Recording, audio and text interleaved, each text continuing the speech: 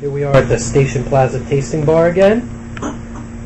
Hi, I would like to introduce Justin Stevens from Hunnicutt and DR Stevens. Hey, Justin. Yep. Should I start at the beginning? Start it. Yeah. All right. The first wine we have today is our 2006 Zinfandel, which is 96% Zin, 4% Petite Syrah from Charles Valley District. It's aged in 50% new oak, half French, half American for 18 months. We berry sort after the stemmer in order to eliminate any desiccated fruit and to eliminate any of the underripe fruit. And so you get a really varietally true Zinfandel, which we were talking before. So often Zins these days end up being really overripe and creamy and jammy, and it's a way to kind of combat that. So you actually taste what I believe Zinfandel should taste like.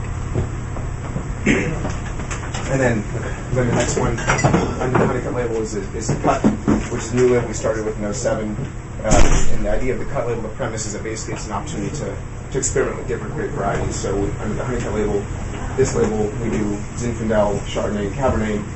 The Cut label gives us an opportunity to put blends together and play with different fruit sources that wouldn't fit under the Hunnicutt umbrella. So this first release is 38% Syrah, 31 Zin, 31 Petite Syrah. Yeah, actually, one quick question. Yeah. How old are the bottles from the Zinfandel? These are about 40, little over 40 years. 40 years. Yeah. So you were telling us that you're making a little bit of a late harvest? So the late harvest, which I did just 2 barrels of under the Cut label, and the reason we just did 2 barrels because it was also a one-off opportunity. That came from a different Zinfandel vineyard in St. Helena, 85-year-old Zin that was in. Everything's getting ripped out and homogenized these days. Everyone's printing cab, and so every once in a while you can find one of these little sweet spot vineyards that still is available. And so for the late harvest Zin, we were able just to put under contract 1 acre of this cab of what is now a Cabernet vineyard to do that. So, and again, that's something since it was just a one year opportunity. That's where it fits under the Cut label. So it's important to know that the Cut label is not a second label. It's truly a companion brand, and that we're purchasing fruit, we're sourcing fruit to make this wine, not declassifying fruit after it's been vinified.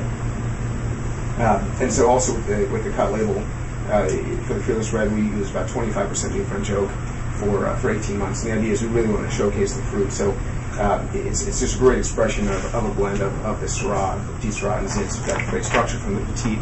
We've got nice, racy, rich, round fruit with the Syrah, and then the Zin gives it that kind of spice and acidity. Then the last of the Hunnicutt wines in the lineup we have here is our 2005 Cabernet Sauvignon, which is 100% Cab from 3 different vineyards in Napa Valley. So we have about an 1.5 acre block on Beckstoffer, Georgia 3rd, and Rutherford. About a 2-acre vineyard. I split a 4-acre vineyard, so 2 acres from a vineyard, small independent vineyard in St. Helena, and then a 1-acre block on at the Keenan property on Spring Mountain. So 100% Cab, similar to a blend where you actually blend different varieties. With using different clones, you're going to get different expressions of Cabernet Sauvignon. So for example, in Rutherford's known for that kind of dusty quality, and St. Helena you get a little racy or riper fruit, and then good structure on Spring Mountain. This is in about 50% new French oak for 22 months, 18 months.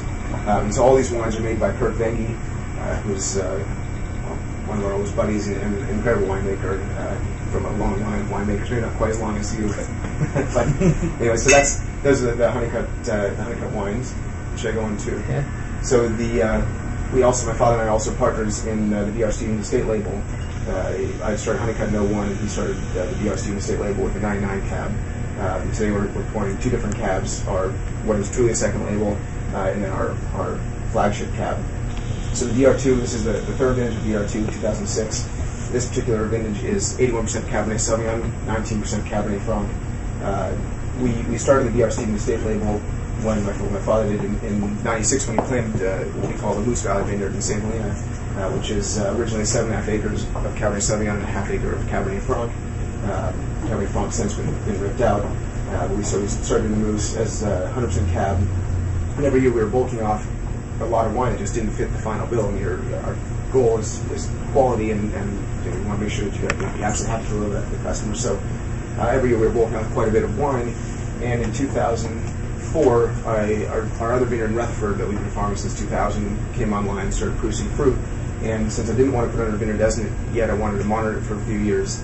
I asked Celia Welch, our winemaker, to look into putting making a blend, making a wine that would take advantage of the fruit that the wine that we were selling in the bulk market that was fabulous quality, but just not worth, not in this quality range. And then everything from the Rutherford vineyard. And so 04 was the first year of the DR2. And just like anything else, I mean, it's part of supporting our brand. So the idea is not to just throw everything together and throw it out there. We first and foremost select what lots are going to go into our vineyard designates, and then we are very meticulous about what lots are going to go into our second label, because we still need you can't dupe a customer. And so this is, as I said, 81% Cabernet Sauvignon, 19% Cabernet Franc, and this is aged in 60% Pinot Grigio for 22 months. And then the last wine in our lineup here is the DR Stevens Estate Moose Valley Vineyard in Cabernet Sauvignon. So this is 100% Cabernet Sauvignon, and always has been. It is our vineyard's located about half a mile off Silverado Trail, for those of you familiar with Napa Valley, just east of Santa Elena. So it's just on the hills, about 300 feet or so above the valley floor. It was planted in 1996 to 6 different clones of Cabernet Sauvignon by Jim Barber, and we hired Celia in '99 to be our winemaker, and so she's been with us since then. We have added now to our lineup a new vineyard, a relatively new vineyard in Rutherford that we call Walther River Block. That's under the same label. What is it called? Walther River Block. So the first vintage was 2006 as well, 100 cases, and that just went from Venice. From that vineyard, it's about 1.5 acres, and so we'll be producing anywhere from 100 to 175 cases, just depending on the vintage. And then in 2009, I added another vineyard on Pritchard Hill, which we share with Celia for her core label. And ultimately, my goal is to have 4 different vineyard designates under the DR Stevens Estate label, and then a 5th wine that Celia kind of has carte blanche to do whatever it is she wants to do, a blend of all those. And then we'll continue to do our DR2. And the 2 represents the 2 vineyards, so maybe by the time we've got all those, it'll be DR4. So these 2 wines, the main difference is just like the fruit that is been picked is just different lots. Yeah, so we picked the vineyard in anywhere from 8 to 13 different lots. The Moose Valley vineyard, for example, in 8 to 13 different lots. Vinify each of those lots separately, and as the time goes on, as it sits in barrel, we decide we begin to put blends together, because of course you joke you can't unblend, so you want to make sure that this is the one that really makes sense. But when you get to the end, when you figure out, okay, this is the best blend for us, there are lots of parts that maybe just didn't fit in there for whatever reason. Some that needs to get bulked off that really is just a true, really, really heavy press, really easy loss, something that really needs to go away, and that we still send off to the bulk market.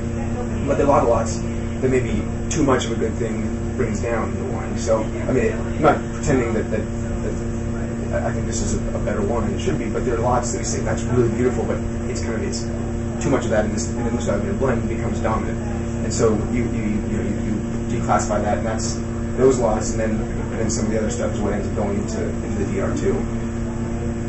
Yeah, well, we're gonna love to try the DR3, which is from the Pritchard Hill. Yeah, exactly. And well, thank you very much, and thanks for coming into Station Plaza. Absolutely, my pleasure. Thanks so much for having me.